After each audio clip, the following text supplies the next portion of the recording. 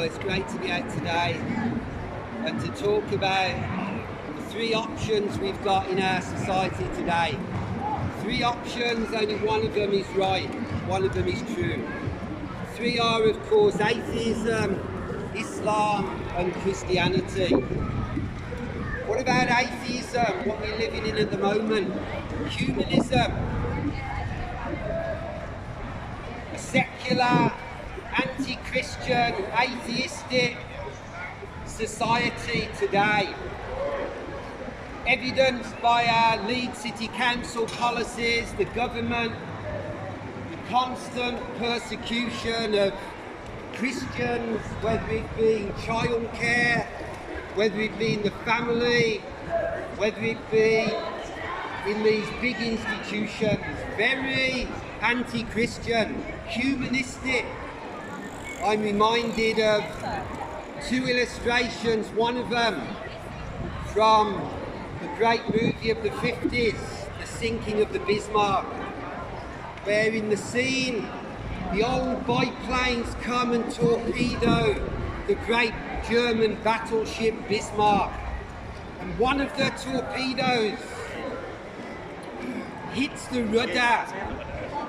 Of course, some of those courageous plane pilots died.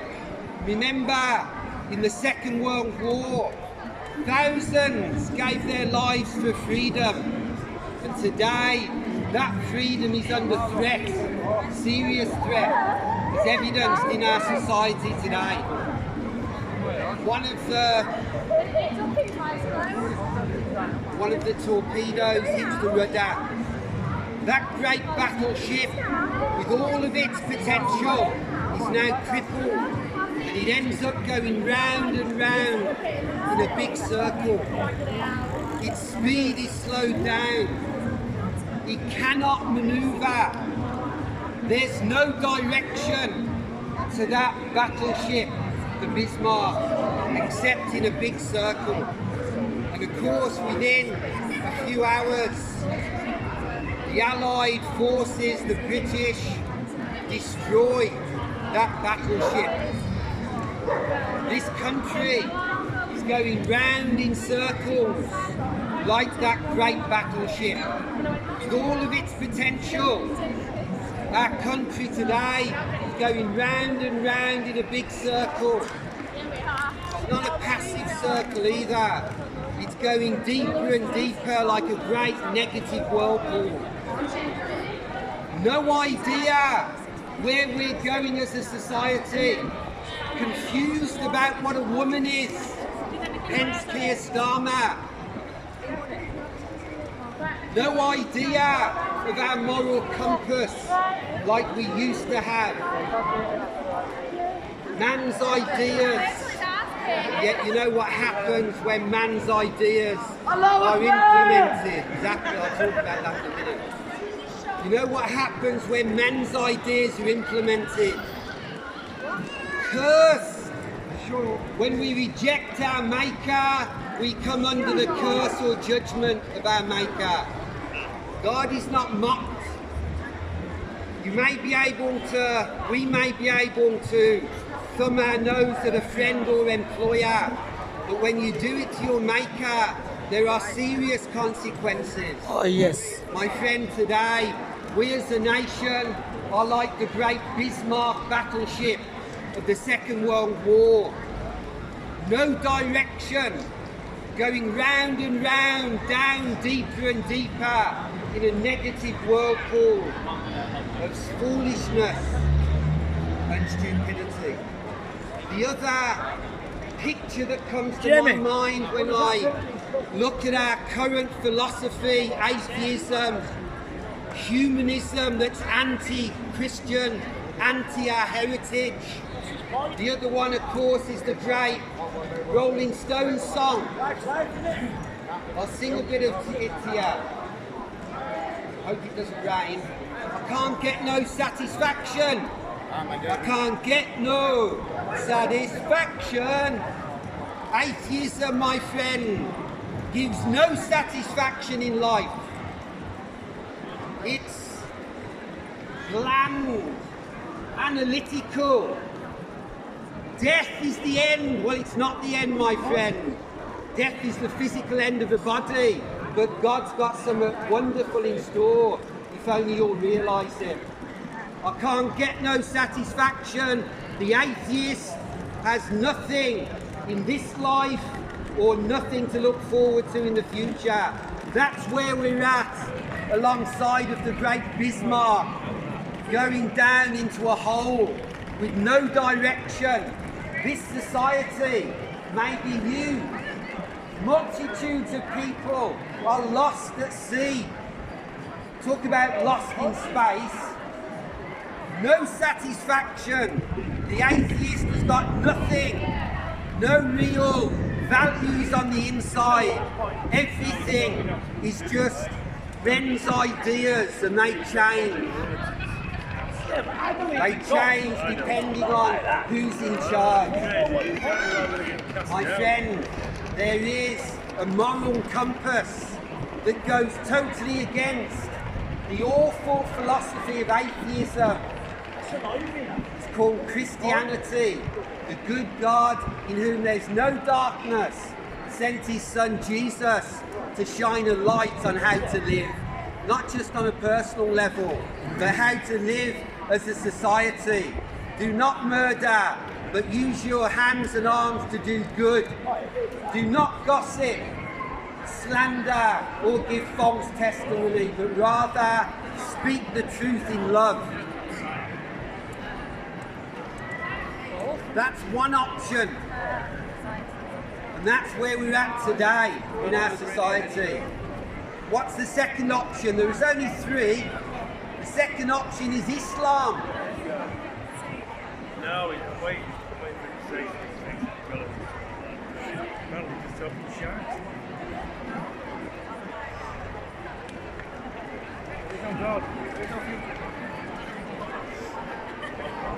Islam. Two pictures come to my mind immediately in our society today. First of all, our anti-Christian society today is paving the way, preparing the ground for the overtake of Islam in our society. Paving the way, preparing the ground. For me, it's one of the evidences that the Bible talks about, the reality of Satan. Don't believe there isn't a dark power, my friend, there is. And his plan for any society, including England today, is death, destruction, oppression, unhappiness. For example, look what happened a year or two ago. A teacher in Backley Grammar School doing his job,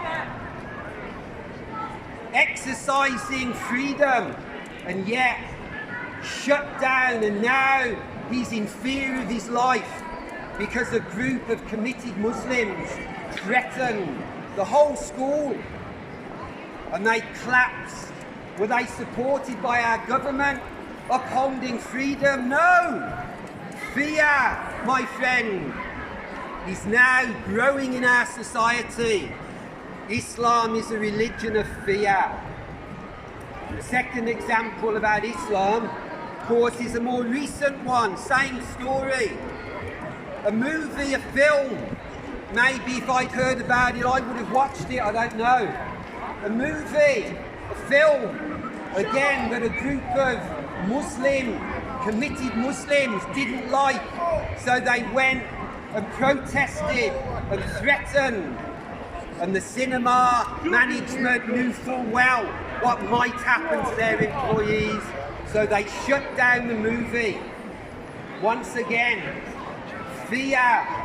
My friend, today the most popular name of newborn babies in England is not John or Jane, it's Mohammed.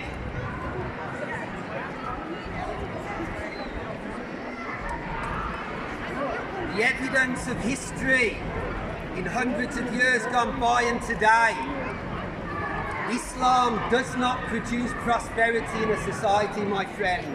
If you're a non-Muslim, You can either be, well, you'll certainly be oppressed and suppressed, treated as a third-class citizen, and perhaps if you want to leave, if you're a Muslim, you want to leave it, you want to leave Islam, you can be murdered.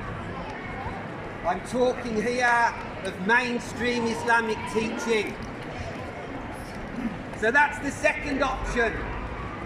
Atheism, number one, where we're at today, anti-Christian, and that's preparing the way for number two in a few years.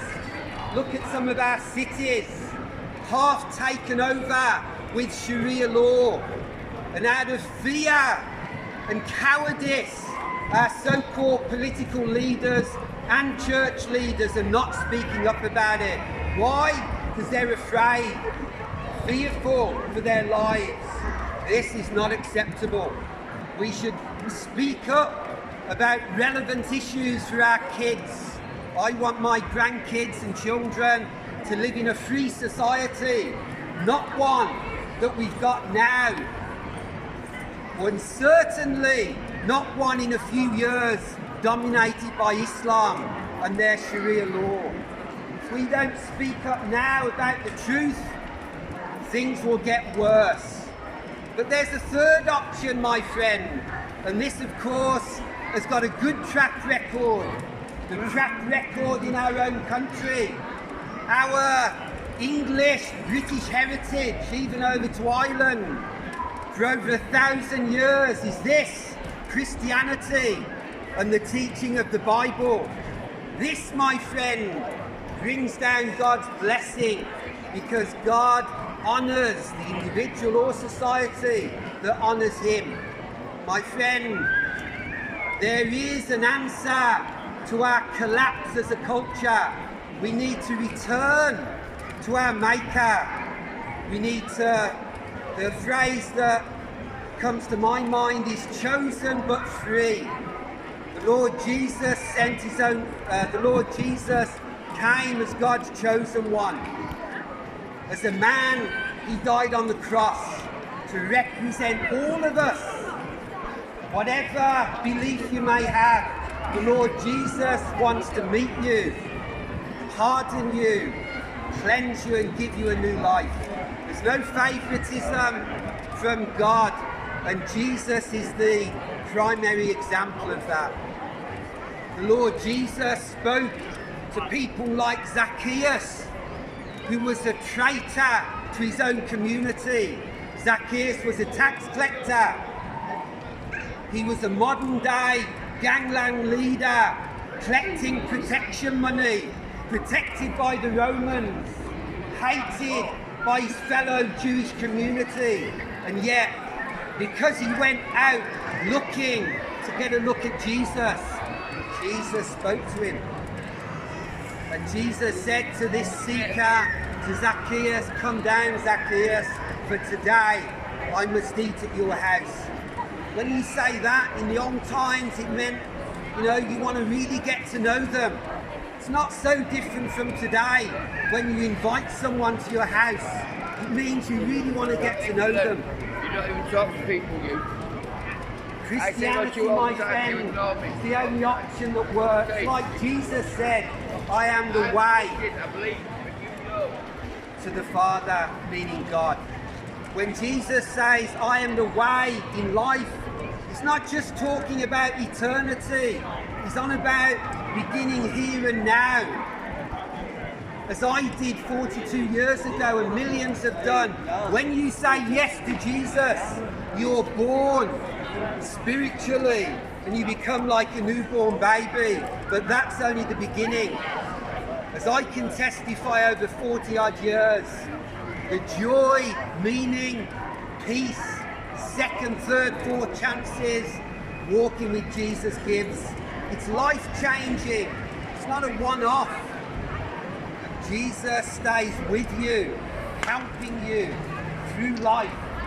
And then when our physical bodies die and deteriorate, our spirit goes and lives on through all eternity on the new heavens and the new earth with God. So my friend, today, do not, The Lord Jesus is the only option that works because it's the truth. Like he said, I am the way, the truth and the life. The other two options do not work and never can. Atheism, one, where we are now, which is paving the way for Islam. That doesn't work either. Look at its history. Bankrupt, no prosperity. I've worked in several Islamic countries and they are economically and socially bankrupt. Why do you think so many Muslims want to come to this country? Because their own countries are economic and social bankrupts. So my friend today, atheism and Christianity cannot both be true. Atheism and Islam cannot both be true. They can't all be true. The wonderful news is today, my friend, Christianity, Jesus, is alive and can change not just you personally, but our society if we turn back to him. Do not be cowed. Do not be afraid to speak what's on your heart or mind. Don't let anybody act towards you like Pharaoh of old acted towards the Israelites. Let Jesus set you free from any slavery you might be in. The fear of people, the fear of a religion, the fear of a council. Don't be fearful. It's the most common phrase Jesus ever said. Do not be fearful, and he said it for good reason. Because he's got the power. He's got the love. He's got the power and love. God bless you today. Good message. Good message.